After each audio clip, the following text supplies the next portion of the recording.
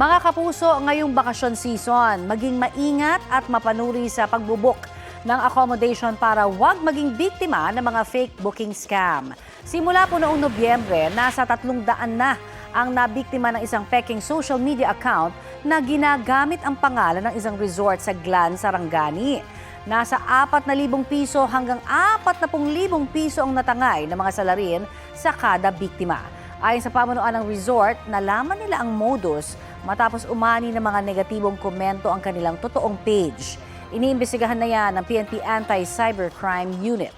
Paalala ng mga otoridad sa publiko, huwag agad magpadala ng pera at i-verify muna ang accommodation.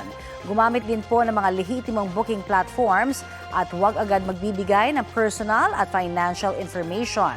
One-time password o OTP, username o password, at kung kahina-hinala ho, humingi ng tulong sa pulisya para matrace ang mga scammer.